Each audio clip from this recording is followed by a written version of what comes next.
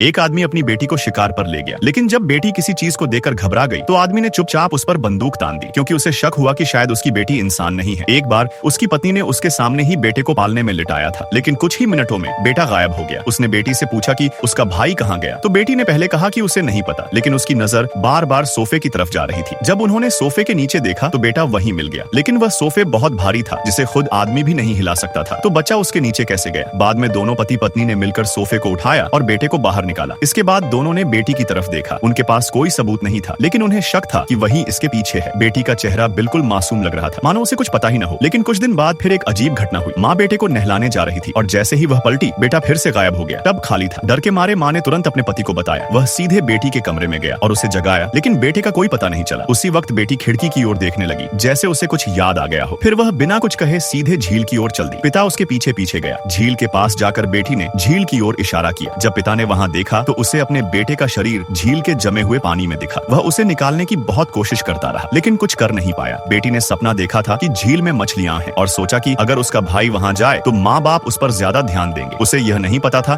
कि ऐसा करने से कितनी बड़ी परेशानी हो सकती है। बाद में माँ ने बेटे को ढूंढने के लिए पुल से छलांग लगा दी, जिससे उसका सिर फट गया और वह मर गई। पिता को यकीन हो गया कि यह सब शायद बेटी की वजह से हो रहा है, इसलिए वह उसे शिकार पर ले गया ताकि मौका मिलने पर उसे मार सके। जंगल में एक हिरण दिखा। पिता ने बंदूक उठाई और बेटी पर तान दी, लेकिन आखिरी समय पर उसका मन बदल गया और उसने ऐसा नहीं किया। समय बीत गया। 10 साल बाद लड़की कॉलेज में पढ़ रही थी। उसे अब भी नहीं पता था कि उसमें कुछ खास शक्ति है, लेकिन जहाँ भी वह जाती थी कुछ अजीब होता था। एक दिन वह लाइब्रेरी में पढ़ रही थी, तभी बाहर बहुत सारे कौवे उड़कर आए और खिड़की से टकराने लगे। लोग डर गए, लेकिन किसी ने नहीं देखा कि लड़की का हाथ कांप रहा था। वह खुद भी डर गई थी और हाथ को छिपाने की कोशिश कर रही थी, लेकिन हाथ और ज्यादा कांपने लगा। कुछ देर बाद वह गिर पड़ी और शरीर झटके खाने लगा। उसे अस्पताल ले जाया गया, लेकिन डॉक्टरों को कुछ नहीं मिला। सबने कहा कि यह पढ़ाई के तनाव की वजह से है और लड़की ने भी यही मान लिया। लेकिन ऐसे हादसे बार बार होने लगे। वह कॉलेज में एक लड़की से मिली जिसका नाम अन्या था। उसने अन्या की सोशल मीडिया प्रोफाइल देखी तो कुछ अजीब सा महसूस किया। उसी वक्त लाइटें जलने बुझने लगी। अन्या ने उसे कॉलेज के एक बार में बुलाया, जहां वह पहली बार ऐसा माहौल देख रही थी। बचपन से उसके पिता उस पर सख्ती करते थे, इसलिए वह कहीं बाहर नहीं जाती थी। रात को अन्या ने फिर एक फोटो पोस्ट की। लड़की को उस बार की बातें याद आईं। तभी खिड़की से देखने पर उसने देखा कि कोई नीचे खड़ा है। वह नीचे गई तो पाया कि वह खुद अन्या थी। तभी लाइटें फिर जलने बुझने लगी और हवा भी तेज चलने लगी। लड़की फिर गिर पड़ी और बेहोश हो गई। थोड़ी देर बाद उसे होश आया। रात दोनों ने साथ में बिता दी। लड़की को लगा उसे एक अच्छी दोस्त मिल गई है, लेकिन अन्या का व्यवहार बदल गया। दोनों एक थिएटर में शो देखने गई। वहां अन्या ने लड़की के पैर पर हाथ रखना शुरू कर दिया। लड़की को असहज महसूस हुआ और उसका शरीर फिर से कांपने लगा। उसी वक्त स्टेज की भारी लाइट झूलने लगी और जैसे जैसे लड़की की घबराहट बढ़ी, वह लाइट और ज्यादा हिलने लगी।